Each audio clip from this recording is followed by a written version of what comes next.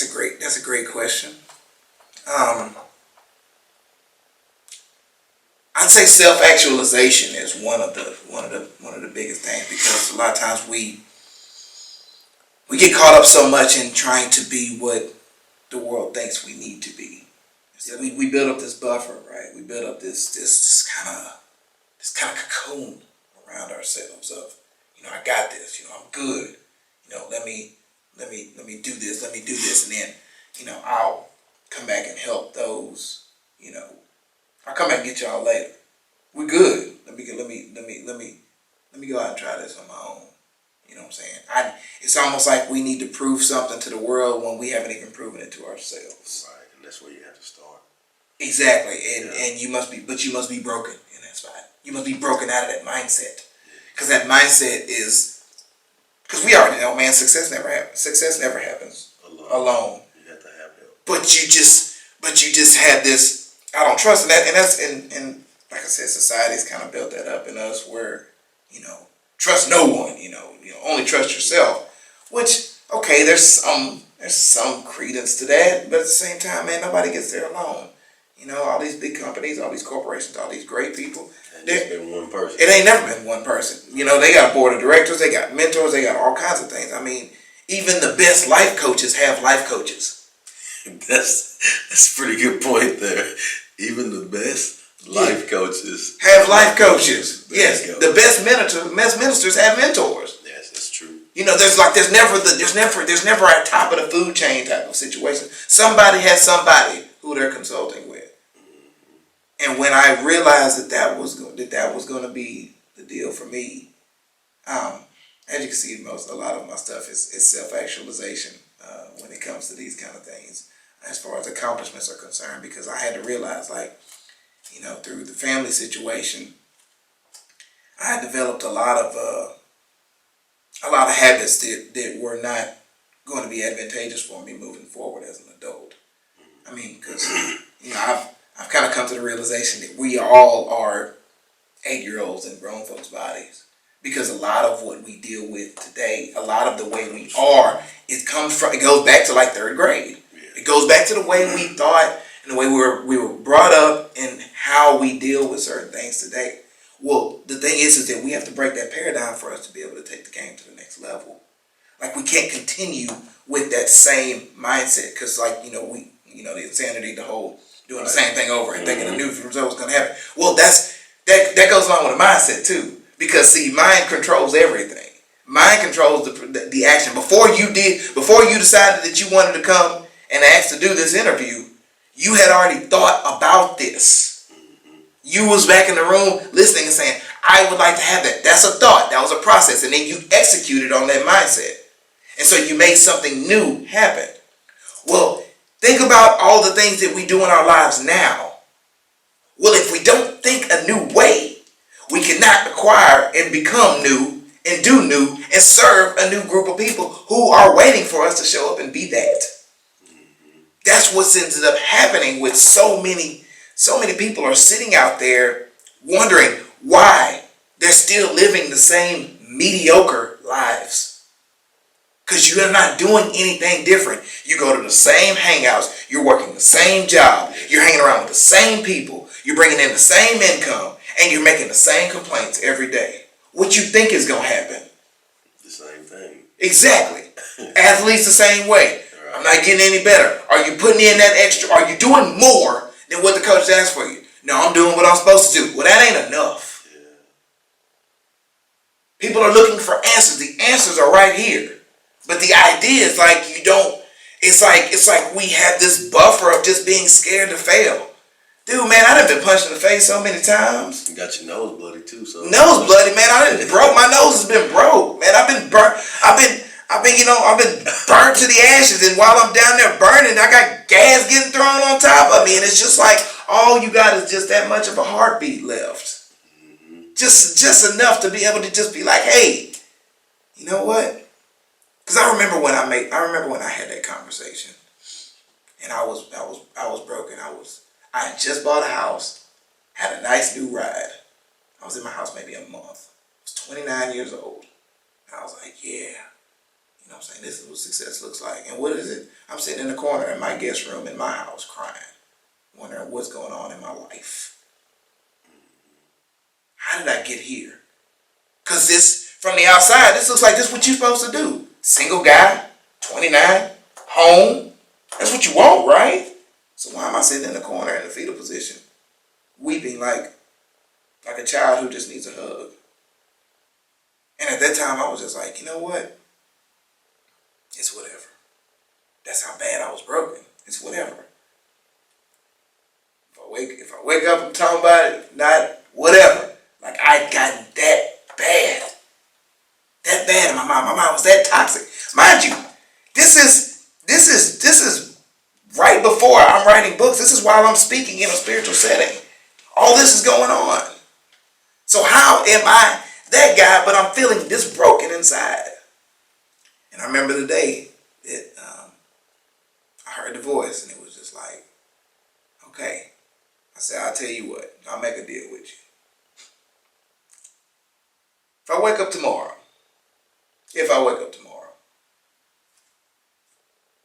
I'll serve and love at a level that I've never done in my life. That was your defining moment, your if-then moment. That was the first one. That was that turning point. I was like, you know what? If I wake up tomorrow, if I'm blessed with another day, I'll try this out, see how it works. No promises. Now, mind you, it's like you're having this like since people say, you can't have that kind of conversation. Yes, you can, and I did, and I didn't care. And I was like, hey, let's try it. And so then that's when I started the quest, and I started doing all the stuff for Awaken the Baller Within and bringing all those two together. But that was a defining moment for me. And of course, I'm sure we'll get on that in one of your other questions, but my other defining moment happened, was it December 20th? Happened March of this year. Crazy. The voice came back. We have to remember the voice is always speaking. It's just we talk too dang much. We're clouded by television, media, iPhones, and everything, and we're just clouded by so much information that we don't actually sit down and just be like, what's being said to me about me? What's the truth about me? Many times we miss that. So, what is your definition of success? And I have a whole section in my book where it talks about different quotes of success. I've always subscribed a lot to the one Napoleon Hill put out, which was, success is the idea of getting everything you want out of life without violating the rights of others. I see success is a mindset.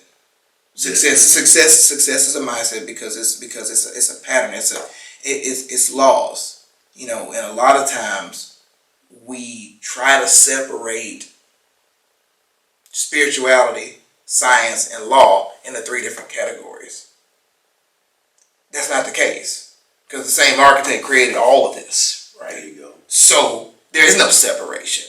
There's no separation between law, science, and all that. I mean, the bottom line is I don't care how good of a man you are, how grounded, how humbled you are, that Chip is a great dude. If you step off this table, you will fall to the ground. There you go. Regardless if you're wretched, whether you're a murderer, whatever, the law of gravity always works, period. Just like the laws of sowing and reaping. They always work. You get out, correct. It comes back. And of course it comes back in large proportion. Again, going back to the whole, when people define success. And the beautiful thing about success is, and I just got through writing this about last night, it's kind of the same thing as truth. We got a whole bunch of people out there talking about they know what the truth is. And maybe they do. But truth is only what you believe is your truth. Because your personal truth is not different than mine. Your definition of success is not the same as mine. Right, yeah. I mean, there's one wise text that says you will know the truth and the truth will set you free. The truth is not static, right? The truth is not a fixed product. The truth changes. The same definition you had of success 6 years ago ain't the same degree of success you have today. Right. The same thing with your truth. Because you have a baseline value system, right? You have a baseline of kind of like, this is the way I want to get down. But that evolves.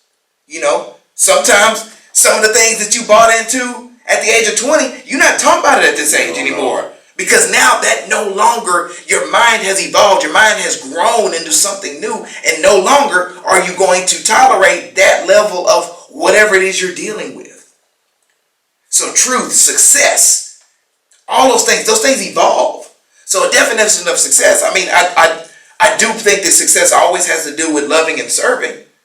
Because as we've shared before, that when I decided to make the turn, which is the man you see before you right now, who's still evolving. Yeah. The idea is that I told myself that service and impact was going to run my life. Period. Service and impact is going to be the baseline of my life. Because I felt like between those two things that I can find success. And so my idea of success is service and impact. Of course, love is in there. But love is the baseline of all things. So it's no need in even saying that. I don't need to. That's a given. Yeah. What I was given to us at birth, right? We were pre-installed with that. Now, hardwired for. Yeah, we're hardwired. Our motherboard has love in it. Why? Because love created us. There you go. Therefore, love is there. You cannot plant an apple seed in there in the ground and get oranges. You're just not gonna get that. Just like, and I have this conversation with people all the time when they talk about, we came in wrong. I was like, no, you were created out of love. How can you create out of love and you're vile from birth? Yeah, not have so much love. Yeah, you're just disgusting. But see, a lot of us were brought in on that mindset. So what ends up happening with folks? You live your whole life trying to prove something that you already are. Mm-hmm. You said this when you talked about like you're good enough. Yeah, I am good. I am enough. Yeah. I am good. I am good enough. You know what I'm saying? I am more than enough. Dude, I tell myself that so much, and I remember when I went through my most recent adversity. I remember, I was all over the place. Oh man, and that's when the voice had to come back again. Which, like I said, it was always there, but it's like it's kind of like when the student is ready, the teacher will appear. The teacher's always there. It's just a matter of, are we open to learning? Are we open to the change that we say we want? That's why I tell athletes and professionals and everybody else, like, let's just stop lying to ourselves. Really, let's stop lying to ourselves. Because you say this, but your actions are completely contradictory to what you say you want to become. And that idea of self-actualization, self-belief, that is the foundation of so much. Because see, if you wake up every morning and say, you know what, I'm still vile, I'm still wretched. Let me just continue to work to not be that. Well, now you're working from a deficit. It's like showing up every morning with a negative in your account. It's like, let me just try to get myself to break even. That's how people are living life. So they're living life from the standpoint of, I'm not a winner. I'm not more than enough. I'm lesser than, because they're hearing it from who? Peers, other family members, more importantly, yourself, your ministers, who are supposed to be inspiring and empowering you.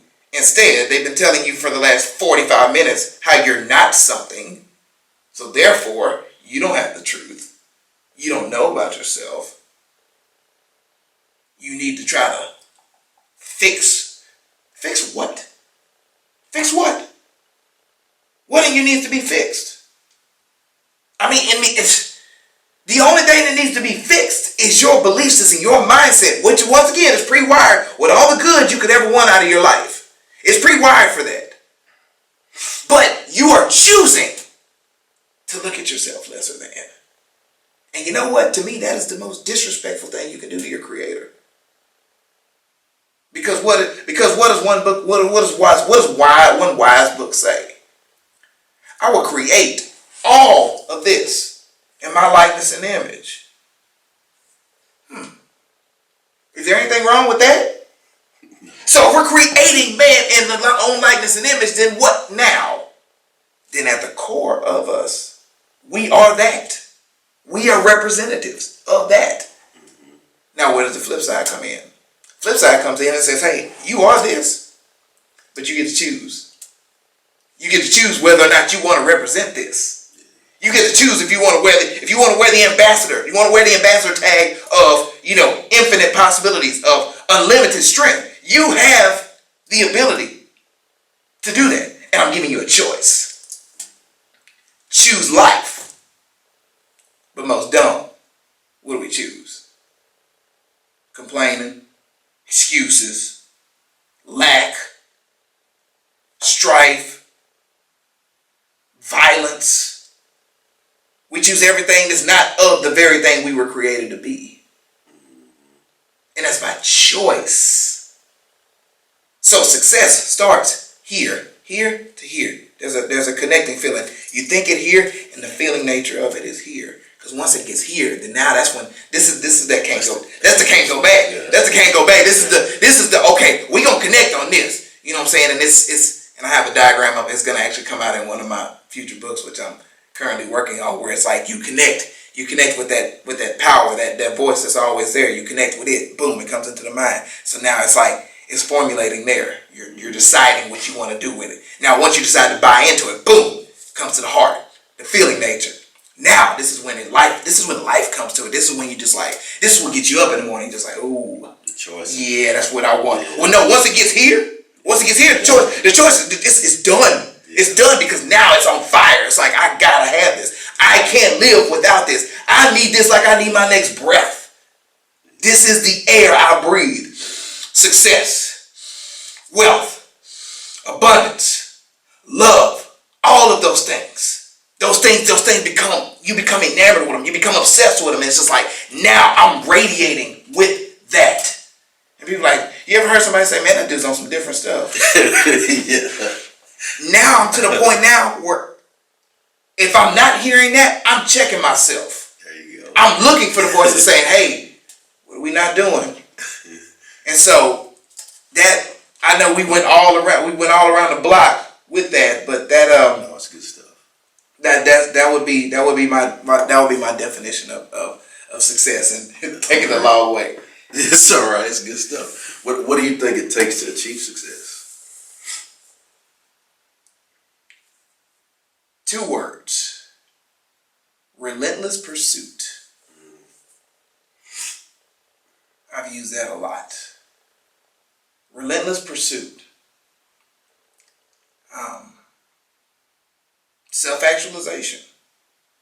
You need to know who you are. As I don't think I pulled it out when we were at the talk, but I did a keynote in the Spiritual Center called Wake Up a Winner. Well, I did that because I realized there's so many people who wake up in the morning and don't feel like they're winners.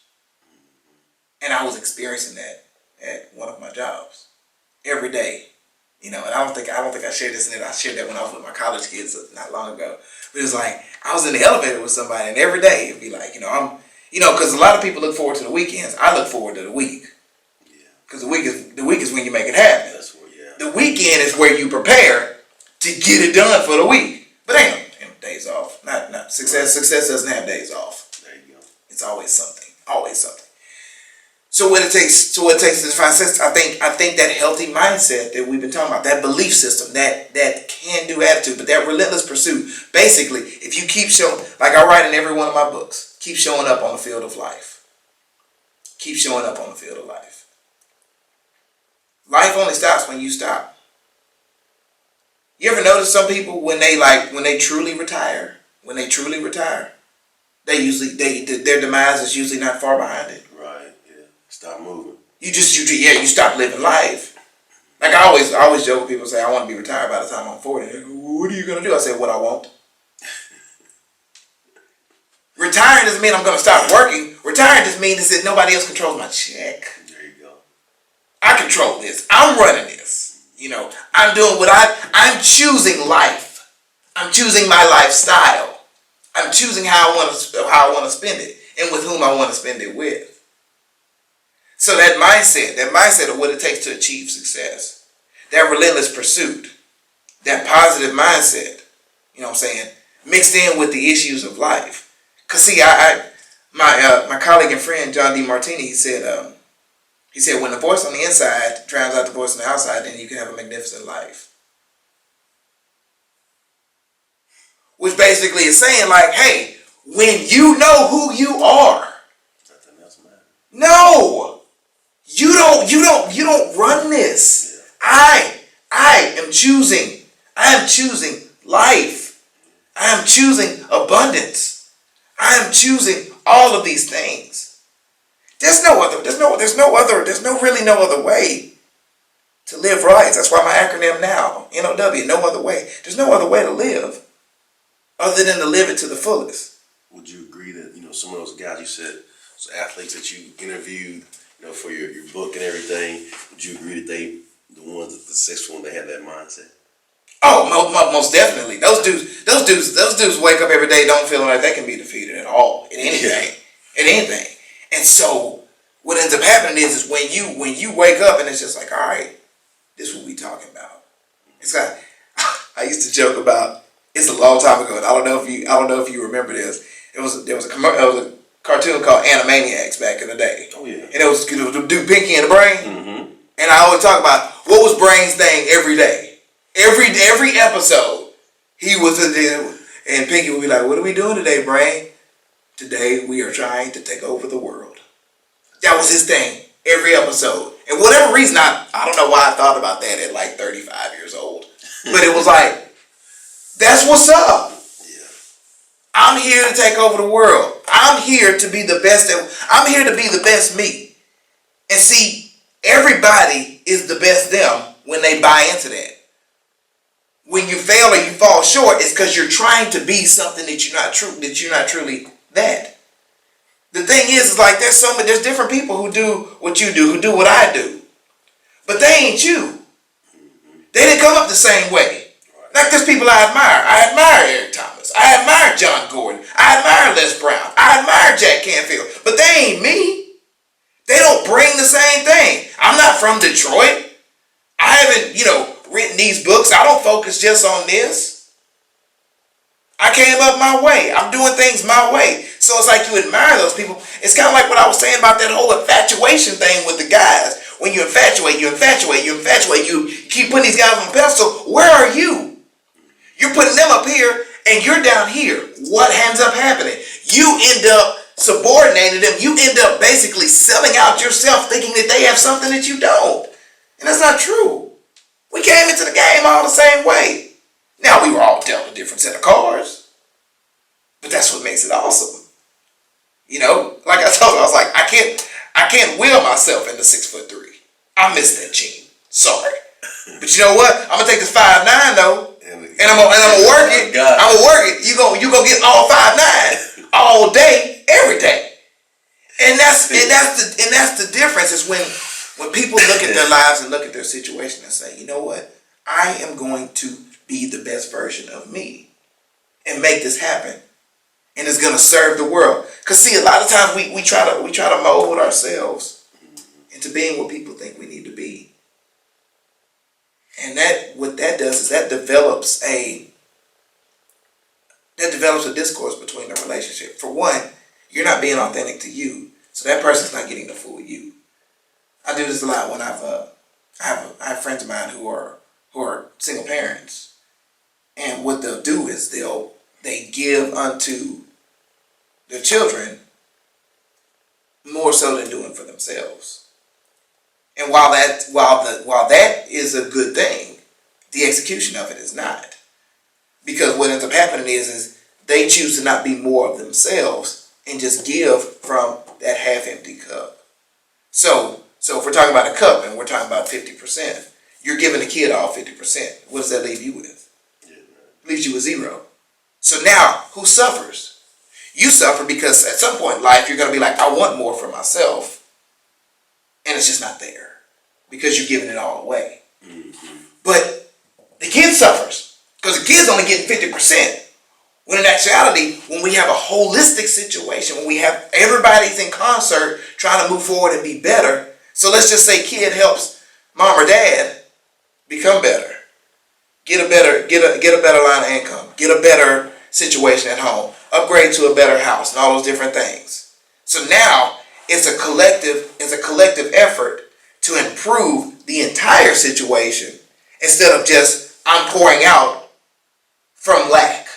I'm pouring out from a lesser. You become better. You become more. You do more.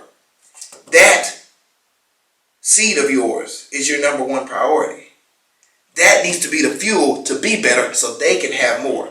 You upgrade and get to 100%. So now that person is you're fulfilled at 100% and you're giving 100% to them and not giving them from an empty cup.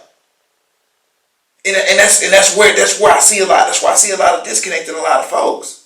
It's like be the best you for the team, for the family, for your organization, for your culture, for your social groups, for your friends, for your families. Be the best you. So if I'm taking my extra time and improving me, and improving my craft, improving all this and that. Well, now the young men and women who are connecting with me, now they're getting all of me. They're not getting the let me just give all of what I have, which I'm not full, I'm not fulfilled. Like I told that young man, right there in front of you guys, I was like, look, man, this ain't no show. Yeah. Like I woke up feeling this way. You know, I've been up since 3 o'clock in the morning, filling myself with new information so I can come out here and give you all of this. This is not from 8 hours of sleep. This is from a love and a passion that goes beyond anything scientifically that can be figured out.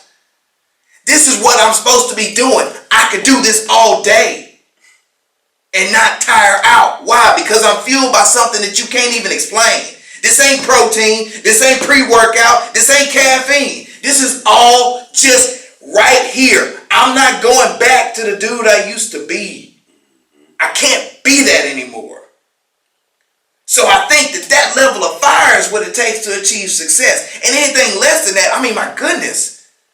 How many people accept mediocrity? It's baffling to me. It's like, what do you want to do with your life? Oh, you know what I'm saying? As long as I got enough, just enough to do what? Just enough. Just enough? You were created with an infinite amount of power. You were created with an infinite amount of possibilities. You've been given everything and a mind to create. And you talking about just enough? And why is that not being taught? Why is that not the headline on something? Why are you living lesser than? Why are you choosing the lesser? And interesting enough, those same people will start quoting other things from that same text, telling you this and that. But you're choosing lack. And I think on a much deeper level, which this will go beyond this interview, I find that completely disrespectful to the way you were created. You were created to be bold, beautiful, powerful, loving, and give that to the world. Because see, we live in a world where everything is circulating, energy is circulating, wealth is circulating. And it's up for us to be involved in that. Not to be the effect of that, but to be the cause of that. We focus on effect so much. What's going on with this? What's going on in the mind is where the issue is. It ain't got nothing to do with, well, there's a disparity of this and that. Well, what are you doing to change that? The mind, new thoughts, new things. Well, just want to say thanks for interviewing with the Success Chronicles today. A lot of good nuggets that people can take from this. Very powerful. Very powerful. If you could just kind of share your social media with everybody so they can look you up and check you out. A lot of good stuff out there that you have. So if you want to just share that. Thank you. You can find me at on Twitter at Ahmard Vital. That's AHMARDVITAL. Same thing for Instagram. I'm on that platform as well. Ahmard Vital. Search for Ahmard Vital on YouTube. I have a YouTube channel where some new videos will be posted pretty much every week. Still working on quite a few of those. Like my Facebook page, Ahmard Vital. Putting a lot of new and informative things there as well. If you're interested in Awaken the Baller Within, the book, info@ahmardvital.com is my email address. Definitely still taking orders for that. Holiday season coming up, and different things of that nature. So we definitely want to offer and be able to provide all the services needed. And obviously, any other concerns or any other insights that you got from our session here with the Success Chronicles, feel free to reach out to me at any of those platforms. I'm definitely easy to find in that regard, and I do take requests. And we're working on 2017 right now, so if you have any opportunities in that regard, we'll definitely be open to discussing those and working that out. I want to thank Success Chronicles for having me along for this journey. Always good to be able to share and serve the world with our information and our just insights and just different things that we've learned from life. I mean, it's all about sharing and serving and loving one another and bringing the impact we need. The world is screaming and crying for change right now, and definitely it starts with us. There's no other things that need to happen other than the fact that we have to stand up and say, this is who we are, and this is the way it's going to be going forward. So therefore, we need to be equipped with the tools to be able to do that. I'm more than willing to discuss those types of things with you and whatever you're feeling. I love to hear about those kind of stories. I love talking success. I love studying success, and I love seeing success. So feel free to reach out to me in any kind of way you like, and I'd be grateful to hear from you. Thank you guys for checking out this episode of the Success Chronicles. We'll see you next time. God bless.